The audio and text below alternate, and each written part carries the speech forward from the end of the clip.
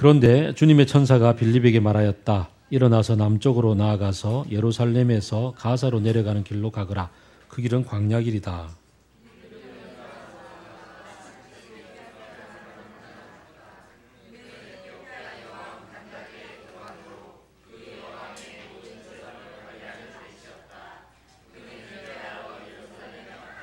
돌아가는 길에 마차에 앉아서 예언자 이사야의 글을 읽고 있었다.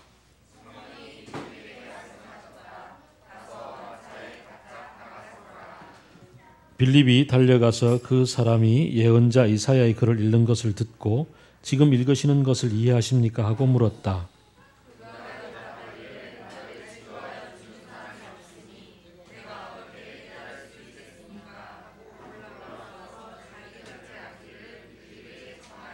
그가 읽던 성경 구절은 이것이었다. 양이 도살장으로 끌려가는 것과 같이 새끼 양이 털 깎는 사람 앞에서 잠잠한 것과 같이 그는 입을 열지 않았다.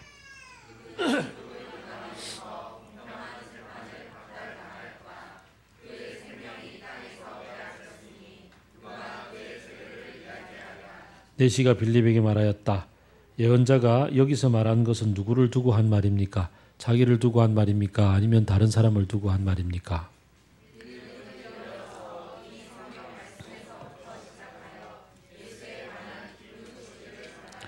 그들이 길을 가다가 물이 있는 곳에 이르르니 내시가 말하였다. 보십시오. 여기에 물이 있습니다.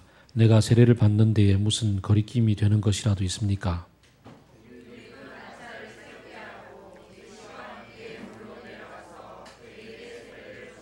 그들이 물에서 올라오니 주님의 영이 빌립을 데리고 갔다. 그래서 내시는 그를 더 이상 볼 수 없었지만 기쁨에 차서 가던 길을 갔다.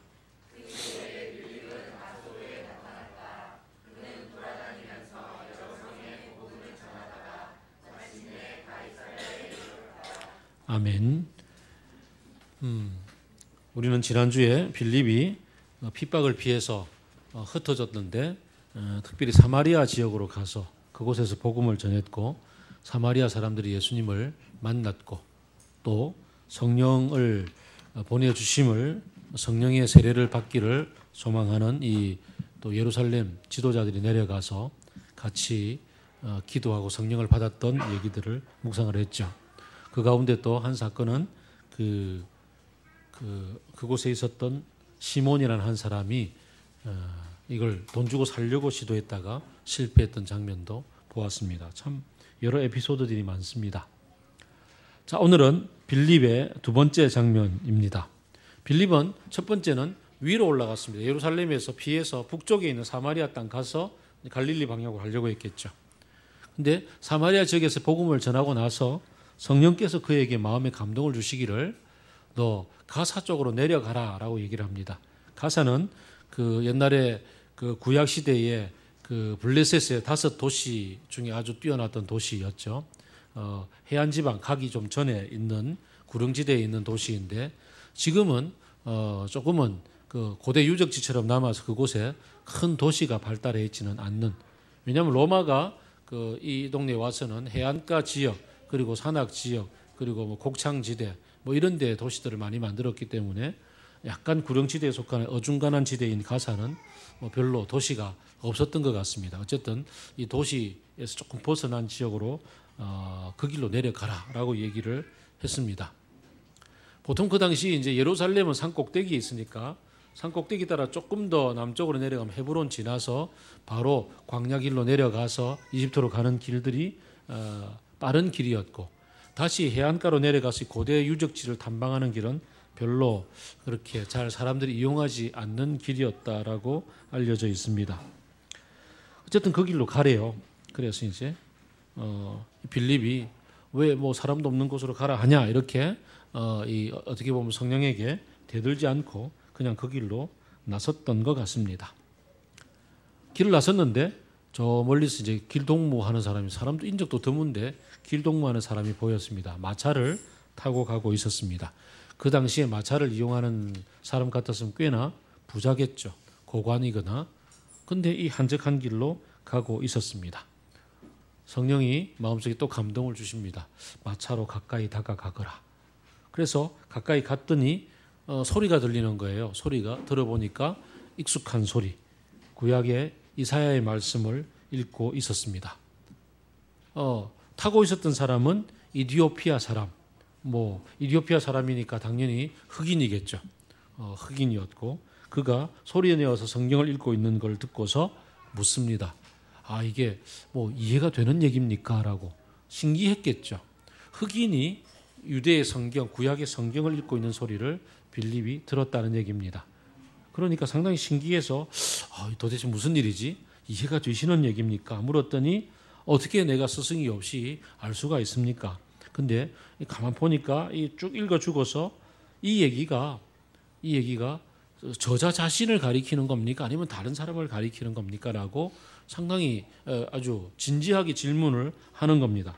그래서 빌립이 이런 얘기입니다라고 이사야의 말씀, 특별히 오늘 읽었던 본문은 그 53장 종의 노래라고 알려져 있는 우리가 예수님에게 적용하면서 늘 이렇게 부르는 그가 찔리면 우리의 허물을 인하며 라는 본문 있잖아요. 바로 앞뒤에 나오는 얘기인데요. 그 얘기를 읽었습니다. 그래서 그 얘기로부터 시작해서 예수님의 이르기까지를 쭉 설명을 했습니다. 그랬더니 빌립이 마음에 막 부딪힘이 왔죠. 그래서 갑자기 물 웅덩이를 발견하고서 물이 있다. 내가 세례를 받는데 무슨 거리낌이 되는 게 있냐. 그랬더니 오늘 37절 보니까 뭐라고 답이 되어 있어요? 37절에 보니까 없음 돼 있잖아요. 그래서 바로 세례를 받았죠. 성경을 이렇게 읽으면 되죠. 그래서 세례를 받고 신기하게도 세례를 베풀자마자 빌립이 뿅 사라진 거예요. 갑자기 그 자리에서 뿅 사라지신 분이 몇 분 있는데 그 구약에는 엘리야 회리바람을 타고 올라갔죠. 또 그 이전에는 또 에녹이 주님과 동행하다 갑자기 사라졌죠. 그리고는 부활하신 예수님이 엠마오 제자들하고 같이 밥 먹다가 뿅 사라졌죠. 어쨌든 뿅 사라졌습니다. 그리고는 저 위에 예루살렘 약간 위쪽에 아소도라는 곳에 나타나서 거기서 복음을 전하다가 점점점 더 북쪽으로 가서 가이사랴 지방에 가서 거기에서 함께 이제 쭉 말년을 보내게 됩니다. 그래서 나중에 보게 되면 이 가이사랴에서 그 바울이 복음을 전하다가 그 3차 전도행을 마치고 에베소에서 배 타고 가이사랴에 상륙했을 때 이 가이사랴에 빌립 집에 머물게 되죠. 빌립 집에는 예언을 하는 딸들이 같이 살고 있었고 그중에 아가보라고 하는 예언하는 사람이 그 바울의 그 혁띠를 가지고 자기를 묶으면서 당신 예루살렘 올라가면 이렇게 붙잡힙니다. 막 이런 예언을 했던 그 장소가 바로 이 빌립의 집이었습니다. 대충 거기까지 좀 연결이 됩니다. 참 신기하죠. 성령께서 어떻게 이 빌립에게 너 가사로 내려가라 이런 얘기를 했을까? 사도행전을 보면 이게 참 신기한 노릇입니다. 왜 바울 같은 경우에 보게 되면 아시아 그러니까 터키 지방에서 복음을 열심히 전하려고 하는데 자꾸 길이 막혔어요. 그런데 밤중에 그 건너편에 그 마게도니아 지방에 있는 사람 하나가 와서 우리를 도와달라고 얘기하니까 성령께서 이끌림을 받아서 그걸로 건너가는 일도 보이게 되고 그 똑같은 얘기로 그 아까 그 아가보라는 사람은 성령의 얘기를 듣고서 바울이 잡힐 거라고 얘기를 하고 그 얘기를 듣고서 바울은 나도 안다 그러고서 그렇지만 나는 올라간다 이런 얘기를 하죠. 성령께서 이렇게 신기하게도 어떻게 깨닫게 해주실까? 오늘날도 이게 가능할까? 이런 질문을 우리가 해보게 됩니다. 어쨌든 성령의 목소리를 듣고서 따라갔더니 이런 놀라운 일들이 벌어진 거죠. 우리도 성령께서 내게 이런 얘기를 들려주시면 참 좋겠다. 이런 생각이 듭니다. 그렇지 않습니까? 안 듭니까? 반응이 없네. 어쨌든 나는 그런 생각이 많이 듭니다. 성령의 이끌림을 받아서 갔는데 이제 우리가 주목해 볼 두 번째 사건부터 좀 집중을 해봅시다. 갔는데 마차가 있고 가까이 가보라 갔더니 흑인이 있었고 성경을 읽고 있었단 말이죠. 너무 신기한 일입니다. 이 흑인은 누구라고 소개되어져 있냐면은 이 간다게의 내시다라고 소개되어져 있습니다. 그 이디오피아 왕국이라고 지금의 그 왜 아프리카 보게 되면은 아프리카가 오른쪽 밑에 토끼꼬리처럼 나와 있 엉덩이처럼 나와 있는 데 있잖아요. 이 동네가 이디오피아였습니다. 이디오피아에 간다게라는 왕조가 있었는데 간다게 왕조의 여왕이 있었고 이 여왕의 내시였다. 재무장관이었다라고 알려져 있습니다. 이 내시하게 되면은 우리가 보통 떠오르는 게 뭐죠? 내시하면? 내시하게 되면 남자로서 일단은 거세를 한 사람이죠. 네, 외국도. 그래서 내시하게 되면 특별히 또 여왕을 모시고 있잖아요. 그래서 특별히 메소포타미아 지방, 아프리카 지방에서는 이 왕조의 특별히 재정 뭐 등등을 담당하는 국내부 이런 걸 국내부 말이에요. 국이 아니고 국내부를 담당하는 쪽의 남자들은 많이 거세를 하죠. 거세를 하고 고관으로 올라가 있는 사람도 많이 있었습니다. 아닌 사람도 간혹 있지만 거의 대부분 거세를 했었다. 근데 이 사람이 성경을 보고 있었어요. 자, 여기서 이제 중요한 문제. 주변에 있는 메소포타미아나 아프리카 쪽은 거세를 했던 내시가 있었는데 이스라엘은 있었을까요? 없었을까요? 다윗 왕조에는 있었을까요? 없었을까요? 자, 있었다, 없었다. 자, 손을 들어볼까요? 있었다. 없었다. 네, 좋습니다. 다윗 왕조에는 없었습니다. 왜냐하면 이스라엘은 그 율법에 거세하지 말라고 되어 있거든요. 그 신명기 같은 경우를 보게 되면은 어떻게 되어 있냐면은 이렇게 되어 있어요. 어디 갔냐? 신명기 23장 1절 고환이 터졌거나 음경이 잘린 사람은 주님의 총회 회원이 되지 못한다. 내어 쫓아라. 사고를 당한 경우도 내어 쫓김을 당했고 그리고 거세를 하는 경우에도 내어 쫓김을 당했습니다. 그래서 이스라엘에 있어서는 그 외국인들, 비유대인들, 그러니까 이방인들이죠. 이방인들도 그 유대교에 관심을 가지면은 할례를 행하고 율법 준수를 약속하고 그리고 개종하잖아요. 개종을 하는데 이 거세한 사람들의 경우에는 아예 그 길 자체가 차단이 되어져 있습니다. 그래서 그 유대교에 관심을 가져도 그래서 거세할 할례를 행할 수가 없잖아요. 남자가 할례를 행할 수가 없으니까 돌이킬 재간이 없는 거예요. 그래서 아예 길이 막혀 있습니다. 이런 사람이 지금 성경에 관심이 있었던 거예요. 이 사람이 어떤 그 공식적인 어떤 업무를 보기 위해서 파송받아 왔든지 출장을 왔든지 아니면 개인적인 관심이 있어서 왔든지 상관없이 예루살렘에 왔다가 그리고는 구약 성경을 자기 돈 주고 사서 그리고는 읽으면서 내려가고 있었단 말이죠. 그만큼 이 사람은 하나님에게 관심이 있었던 사람입니다. 그러나 유대교의 율법에 따를 것 같으면 결코 유대 회중에 들어올 수 없는 사람인 거죠. 이런 사람에게 성령께서 빌립을 이끌어서 가서 가까이 가도록 했습니다. 그리고 깨닫느냐, 못 깨닫는다, 가르쳐달라, 가르쳐주고 그리고 나서 어떻게 해요? 마음에 부딪힘이 있는 거죠. 그래서 내가 물을 발견하고 내가 세례를 받는데 무슨 거리낌이 있느냐라고 물었습니다. 제가 어릴 때 이 성경을 읽었을 때는 이게 무슨 말이냐, 뭐 당연히 세례 받자라고 얘기하는 것에 어떻게 보면 역설적인 표현 혹은 서리법이지 않느냐라고 생각을 했는데 이 사실들을 알고 보니까 어때요? 이 내시도 유대교 율법을 읽고 있었고 알고 있는 거죠. 그러니까 유대교 율법상으로 본다면 나는 하나님의 백성이 될 수 없는 사람인데 예수님의 말씀을 듣고 보니까 나 세례 받고 싶어요. 혹시 가능할까요? 라고 질문을 했던 거죠. 율법은 안 되는데 가능할까요? 라고 물었는데 37절 보니까 대답이 없음 돼 있잖아요. 37절이 왜 없느냐 하면 여러 사본의 차이가 있는 거죠.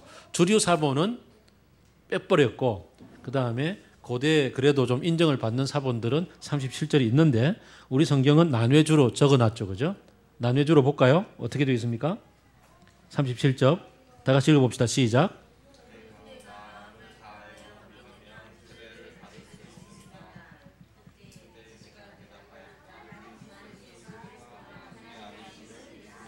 그죠? 이게 있는 거죠. 빌립이 얘기를 합니다. 그대가 마음을 다하여 믿으면 세례를 받을 수 있습니다. 이스라엘 백성들이 그 율법으로서 안 된다고 얘기했던 부분들을 이 빌립은 하나님을 마음을 다하여 믿으면 됩니다라고 열 수 있었다는 게 놀랍지 않습니까? 이것은 그 이사야서와 같은 이런 예언서들을 이 제대로 된 시각으로 다시 오실 메시아의 시각으로 읽을 수 있는 사람이었다면 누구나 사실은 깨달을 수 있는 부분이었습니다. 그 이사야서를 보게 되면요 어떻게 나와 있느냐면은 그 저거 왔는데 여기 있네. 죄송합니다. 이사야서 56장을 보게 되면은 회복된 이스라엘, 메시아가 와서 회복한 이스라엘의 나라, 완성된 나라에서는 어떤 얘기들이 나오느냐 하면 이런 표현이 나옵니다. 회복된 이스라엘에서는 비록 고자라도 나의 안식일을 지키고 나를 기쁘게 하는 일을 하고 나의 언약을 철저히 지키면 그들의 이름이 나의 성전과 나의 성벽 안에서 영원히 기억되도록 하겠다. 하나님 나라가 회복되고 하나님의 질서가 회복되는 그 꿈을 표현해주고 있는 이사야의 말씀. 이사야의 마지막 말씀들에 보게 되면 왜 그날이 되면은 독사구리 어린이가 손 넣고 장난쳐도 물지 않고 사자와 어린 양이 함께 뒹굴고 하는 그런 얘기들이 나오잖아요. 그런 꿈들처럼 이 회복된 하나님의 나라에서는 이 고자라 할지라도 나를 기쁘게 하는 일을 하고 나의 언약을 지키고 그러면은 그들이 나의 성전에서 성벽 안에서 영원히 살도록 기억하도록 하겠다라는 열림이 있는 거죠. 예수 그리스도를 통해서 하나님의 나라를 만나고 하나님의 백성으로서 어떻게 살아갈지 다시 오실 하나님의 나라를 기대하며 소망하고 살아가는 사람들에게는 이사야의 말씀이 믿음을 통하여서 이곳에서 이루어지는 일로 받아들여지는 거죠. 그래서 빌립이 당신이 마음을 다하여 믿으면 세례를 받을 수 있습니다라고 마음을 열 수가 있었다라는 얘기입니다. 지난주에 우리가 묵상했던 앞본문에서는 빌립을 통해서 한 사고가 일어났는데 사마리아 사람들이 복음을 들었습니다. 이를 통해서 너희에게 성령이 임하면 너희가 내 증인이 되는데 예루살렘과 유대와 사마리아와 땅끝까지 이르러서 라고 얘기할 때 사마리아까지 복음이 전해졌고 사마리아 사람들이 복음을 들었던 것을 보았습니다. 근데 그 당시 세계관에 따르면은 이 에티오피아는 땅끝에 해당이 됩니다. 쭉 남쪽으로 내려오면은 에티오피아의 토끼꼬리 정도가 거의 땅끝이라고들 알려져 있었습니다. 드디어 복음이 땅끝까지 전파가 됩니다. 에티오피아의 내시가 가서 그곳에서 복음을 전했고 실제로 이집트에서는 콥틱 교회라고 해서 그 뒤에 계속적으로 그 콥틱 이집트 이런 거죠. 그래서 콥틱 교회라고 해서 쭉 밑으로 그 역사 유구한 교회가 내려옵니다. 근데 참 중요한 것은 이 이디오피아 땅끝까지 복음을 전하는데 단지 지리적으로 확장했던 게 아니라 그동안 유대인들이 그들의 세계관으로 따진다면은 그 이방인들 중에서도 개종하는 사람들은 받아들였건만 이 사람은 아예 개종의 그 여지 자체가 차단되어져 있는 그런 사람이 복음을 듣고 예수님을 만났고 세례를 받았다는 사실. 이를 통해서 예수님이 콥틱 지역에 전파되어졌고 교회가 세워질 수 있었다는 놀라운 사실을 보게 되는 겁니다. 참 하나님의 마음이 놀랍지 않습니까? 지리적으로 확장되고 영역이 넓혀지는 문제뿐만 아니라 한 사람 한 사람에게 관심을 가졌고 하나님에게는 그가 어떤 사람이든지 그가 거세했던 사람이든지 혹은 그가 흑인이든지 그가 무시당했던 사마리아인이었든지 상관없이 그 한 사람 한 사람들이 내가 어떻게 지었는데 아직도 기억나는 도깨비의 그 삼신 할머니의 대사 내가 너 점지할 때 참 예뻤거든. 그 얘기처럼 내가 너 만들 때, 내가 너 창조할 때 나 얼마나 예쁘게 보았는지 몰라. 라는 그 마음이 한 사람 한 사람을 바라볼 때 하나님이 있다라는 거죠. 그리고 하나님이 그렇게 예쁘게 만들었음에도 불구하고 이 땅을 살아가면서 하나님 없이 살고 하나님 놓치고 살고 그리고 나서 이 땅에 수많은 왜곡된 질서를 살아가면서 고생하고 고통당하고 스스로는 자기의 죄악에 묶여서 살아가고 하는 그 고생을 바라보면서 마음 아프고 눈물 나고 그래서 내 아들을 보내기까지 내 아들이 십자가에 달려 죽기까지 하면서도 다시 돌이키고 싶었던 그 마음이 한 사람 한 사람에게 녹아 있다라는 얘기지요. 이게 땅끝까지 얘기 속에 포함되어져 있는 하나님의 마음이라는 겁니다. 가서 완전히 밟아 이겨 정복하러 가고 그들의 문화 완전히 다 파괴하고 뭐 이런 문제가 아니라 거기에 내 아들이 있다. 거기에 내 딸이 있다. 거기에 내 형상인 지금 고생하고 있는 내가 창조한 예쁘게 지었던 한 사람이 있다라고 얘기를 하기 때문에 그것 때문에 우리는 복음을 들고 전할 수 있게 되는 거죠. 오늘날도 우리는 참 그 이유 때문에 복음을 들고 땅끝까지 가는 사람들이 참 많이 있습니다. 우리 여기 수아가 있지만 수아의 엄마 아빠는 우리 교회에서 함께 신앙생활을 하며 함께 공동체로 지나다가 땅끝까지 이르러 그 곳에 가서 한 영혼을 붙잡고 섬기기 위해서 해외 선교에 파송을 받았습니다. 그리고 그곳에 가서 친척 친구들 다 떠나서 그곳에서 그냥 살아가면서 그렇게 삶을 한 영혼을 붙잡기 위해서 살아가고 있는 겁니다. 우리는 그러한 땅끝까지 가 있는 한 영혼을 섬기기 위해서 가 있는 사람들을 위해서 기도하고 또 물질로 후원하고 관심 가지고 함께 사랑으로서 격려하면서 그곳에 마음을 한 자락 보태고 또 숟가락 하나 얹어서 같이 보낼 수 있기를 소망해 봅니다. 또한 어떻게 보면 모든 사람들이 다 해외로 나갈 수는 없지 않겠습니까? 그렇다면 우리의 땅끝은 꼭 해외만인가? 아닐 수도 있죠. 나의 땅끝은 어디일까? 사실은 이 빌립이 만났던 지역은 그 가사로 내려가는 길, 이스라엘의 지경 아니었습니다. 이스라엘 지경 안에서 그는 이디오피아 내시를 만났는데 흑인이었고 이방인이었고 그리고는 아예 율법으로서는 차단당했던 거세한 사람이었습니다. 이스라엘의 세계관으로서 빌립이 살아왔던 세계관으로서는 도저히 받아들일 수 없는 사람인데도 불구하고 성령께서 이끄셨고 성령 앞에서 마음이 열렸고 성령으로 말미암아서 그가 자연스럽게 그 사람에게 예수 그리스도를 소개하는 일이 되었다는 얘기죠.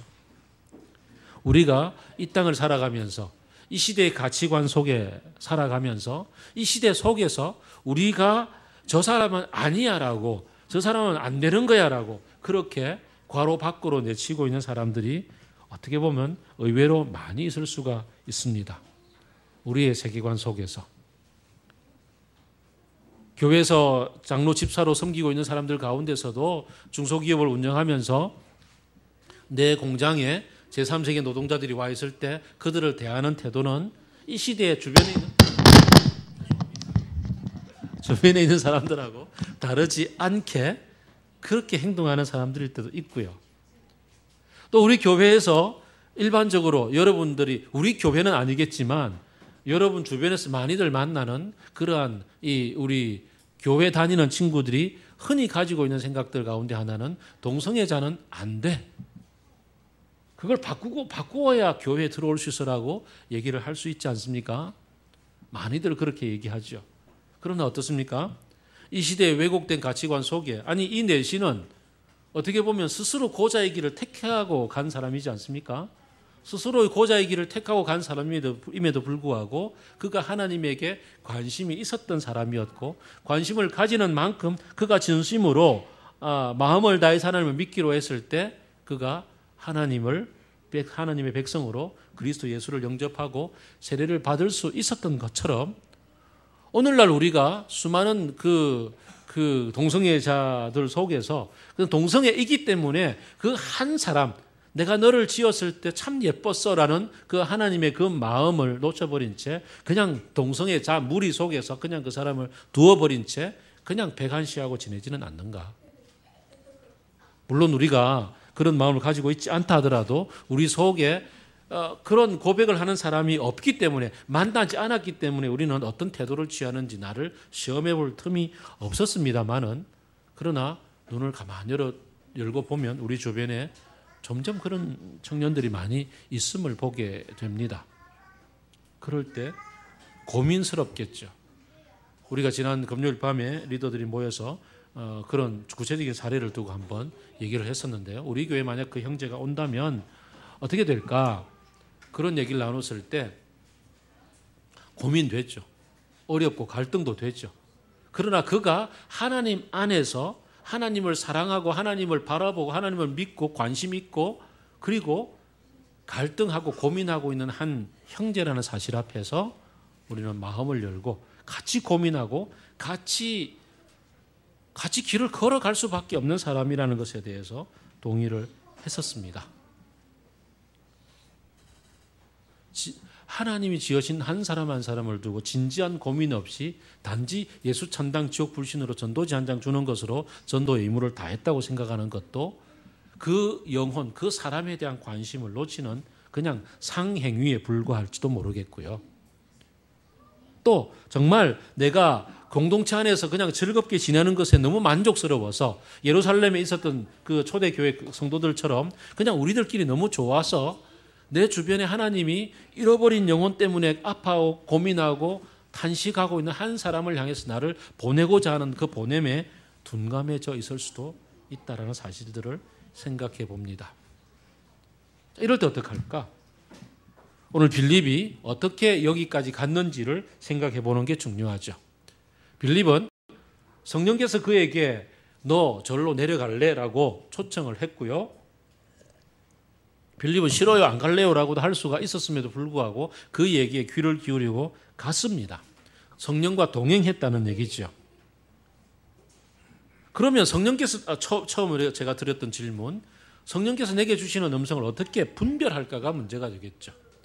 우리는 수많은 생각들이 우리 속에 스치고 지나가고 수많은 느낌들이 스치고 지나갑니다. 오늘 아침에 저는 앉아가지고 막 죽을 상을 쓰고 있었습니다. 제 몸의 컨디션이 너무 안 좋아서 이렇게 그냥 성도들은 한 명 한 명 찾아오는데 인상 펴고 만나야 되는데 인상이 안 펴져가지고 아주 고민하고 고통스러워하면서 있었습니다. 내 속에 찾아오는 이 불안한 마음들, 이런 감정들은 내가 가지고 있는 오늘 주일을 즐거워하고 있는 마음하고 상관없이 내 속에 육체적인 힘듦 때문에 찾아왔었다는 거죠. 이런 것처럼 우리의 생각과 우리의 느낌도 성령께서 우리에게 주시는 마음과 느낌이 있는가 하면 자연스럽게 내 상황 가운데 내가 그냥 들은 느낌과 어떤 생각들도 있고, 어떤 경우에는 사탄이 꼬드겨서 우리에게 주입하는 생각과 느낌도 있죠. 그냥 강제 주입해서 들어오는 게 아니라 유혹자가 찾아오는 거죠. 유혹자로서 찾아오는 그 느낌들. 이럴 때 우리에게는 분별할 수 있는 것이 중요합니다. 빌립은 어떻게 성령의 음성을 알아차렸을까? 사도 바울도 어떻게 알아차렸을까? 이것이야말로 하루아침에 되는 것도 아니고, 이것이야말로 우리가 그냥 어느 순간에 뿅 하고서 그냥 내게 그냥 왜 무협지 읽으면 왜 소리가 말로 안 하고 들리는 거 있잖아요. 그 뭐라 그래? 전음. 뭐 이런 걸로 들리는 그런 것도 아니라고요. 우리에게 성령께서는 깨닫게 해주시는데 성경을 통해서 깨닫게 해주십니다. 거의 대부분. 성경 말씀을 매일매일 묵상하는 가운데 성경에서 알려주시는 하나님의 마음, 성경을 통해서 들려주시는 하나님의 마음이 내 속에 차근차근 녹아들기 때문에 그게 하나님의 음성으로 어느 순간 알아차리게 되는 겁니다. 요즘 25년을 같이 결혼 생활을 하고 나니까 제 아내가 좀 그런 것 같아요. 제가 말하기도 전에 제가 뭔 생각하는지 알아차려가지고 그냥 딱 그랬지라고 알려주기도 하고 그래요. 같이 지나다 보니까 그 마음을 알아차려서 그게 녹아들어서 서로의 마음을 알게 되는 것처럼 말씀을 묵상하면서 하루하루 그냥 하루 큐티하지 않아서는 별표가 나지 않고요. 일주일 큐티하지 않아서도 별표가 나지 않는데 한 달을 큐티하지 않거나 6개월을 큐티하지 않을 때는 하나님하고 나 사이가 꽤나 서먹해져 있는 것을 우리가 발견하게 되는 것처럼 하루하루 그냥 별것 아닌 것처럼 꾸준히 말씀을 먹고 하나님의 마음을 알아차리는 훈련을 하다 보면 그 속에서 하나님의 성령의 음성을 깨닫게 되고 알아차리게 된다는 얘기입니다. 신비한 경험도 그 순간에 찾아오기도 하겠지만 거의 대부분은 내가 이럴 때 이렇게 하면 좋겠다라는 생각을 하나님의 말씀과 느낌 가운데서 마음 가운데서 서로 검토하고 비교해서 아 그렇다 주님의 이렇게 하시는 걸 기뻐하시는 거야 라고 행동하게 되는 겁니다. 물론 사탄도 우리에게 유혹합니다. 예수님에게 너 배고프지 빵만 들어 먹어 너 능력 없는 것도 아니잖아 라고 그렇게 유혹하는 것처럼 우리에게 찾아오는 수많은 유혹들도 그런 유혹들이 존재합니다. 이 시대에서 나 일로 가면 출세할 것 같아. 여기 출세할 길이야. 아 돈이 되는 거야. 막 이러는데 그것을 위해서 투자하고 뛰어들면은 내가 지불해야 될 대가들이 그 순간에는 안 보이는 거예요. 근데 와 하고 달려갈 그 길을 선택하는데 뒤돌아보니까 선택하고 보니까 내가 엄청난 것들을 지불했던 것 그중에서는 내가 깊이 헌신하고 함께 사랑 나누고 같이 가족으로 지냈던 수많은 사람들을 아프게 하고 그들과 단절되었던 것들을 지불하고 갔구나라는 것도 알게 될 때가 상당히 많이 있습니다. 이런 것들을 우리가 결정해야 될 때 어떤 거에 하나님 앞에서 내가 결정해야 될 것인가를 판단하는 것. 함께 연습하고 훈련해야 됩니다. 공동체가 그래서 중요한 겁니다. 공동체는 사탄은 우리들에게 아주 유혹자처럼 찾아와서 우리의 그 영성 훈련을 해왔던 수많은 선배들이 들려주신 얘기 가운데 하나가 뭐냐면은 사탄이 유혹하는 길은 예수님에게 하셨던 세 번째 유혹. 너하고 나밖에 없어. 우리 둘만 결정하면 되는 거야. 나한테 절 살짝 해. 그럼 내가 다 넘겨주고 갈게.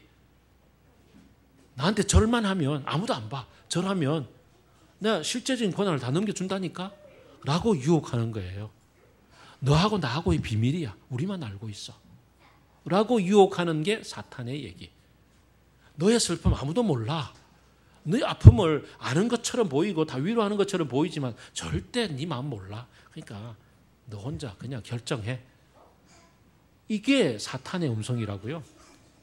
어떻게 해야 돼요? 우리는 빛 가운데 공동체가 그래서 중요한 거예요. 공동체 앞에서 함께 나눔을 하고 어려울 때일수록 그런 유혹이 찾아들 때일수록 같이 오픈하고 얘기하면서 같이 공동체적으로 분별해 나가는 훈련을 할 수 있어야 한다 이거죠. 그 여러 훈련 가운데 또 중요한 부분이 뭔가요? 바로 세계관 훈련입니다. 문화적 체험의 훈련입니다. 저의 친구들 가운데서도 보면 너무나 순수하고 성실하고 하나님을 향한 열심이 뜨겁건만 그러나 이 사회를 바라보는 시각이 너무나 닫혀 있고 너무나 전통적인 교회에서만 오래 자라서 아까 제가 동성애에 관해서도 말씀을 드렸습니다만 닫혀 있고 남북 관계에 대해서 닫혀 있고 모든 것이 다 닫혀 있는 사람들을 만날 때 참 슬프고 안타깝습니다. 그런 것처럼 우리의 열린 세계관 훈련을 위해서 문화적인 체험도 하게 되고 바꿔 나갈 걸 바꿔 나가야 되는 거죠.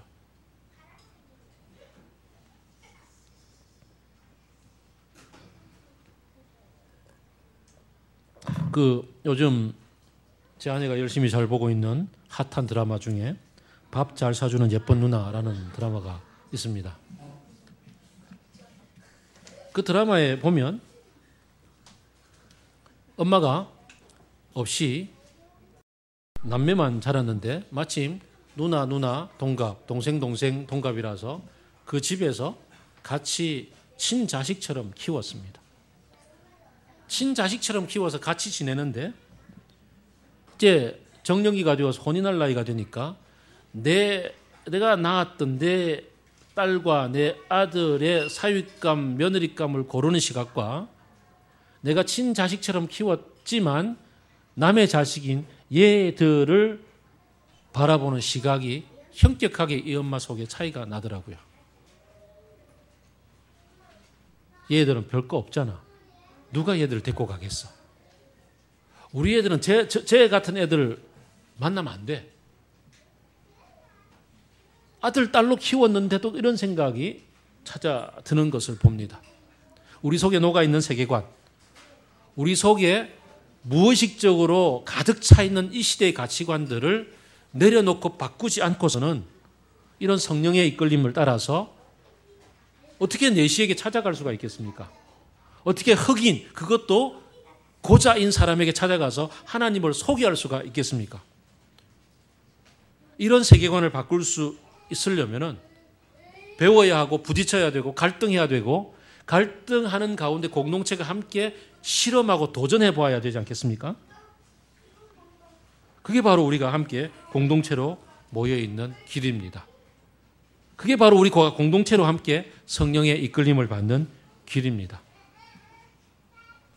오늘 이 시대 우리는 수많은 땅끝을 내 속에서 만납니다. 이웃들과 같이 지내는 가운데, 형제 자매들과 같이 지내는 가운데 내 속에 땅끝이 있구나라는 것을 보게 됩니다. 거기에서 성령의 이끌림을 받고 나를 바꿀 수 있기를 바랍니다. 그럴 때 바로 하나님께서 내가 너를 만들 때 얼마나 귀여워했는데, 내가 너를 만들 때 얼마나 예뻤는데, 근데 그렇게 지금 고생하고 있구나라고 안타까워하시며 그 한 사람에게 예수 그리스도를 통해서 참된 하나님의 나라의 해방을 누리고 참된 자유를 누릴 수 있도록 그렇게 도와주고 싶은 하나님의 마음에 그 손길이 내가 될 수가 있는 겁니다. 그 마음을 알아차리고 그 마음의 손길이 될 수 있는 그런 우리가 되기를 소망합니다. 기도하겠습니다.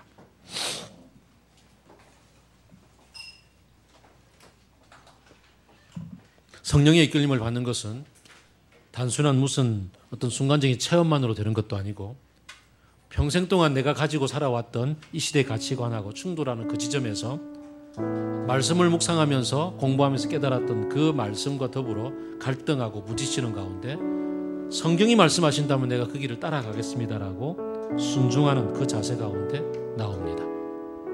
꾸준하고 성실하게 말씀을 묵상하며 그 길이 열려집니다. 성령의 이끄심을 좇아서 이 시대의 유혹을 뿌리쳐내는 가운데 한 영혼 한 영혼을 붙잡고 아파하시고 눈물 흘리시고 사랑하시는 주님의 마음이 내 속에 담기기를 같이 기도합시다.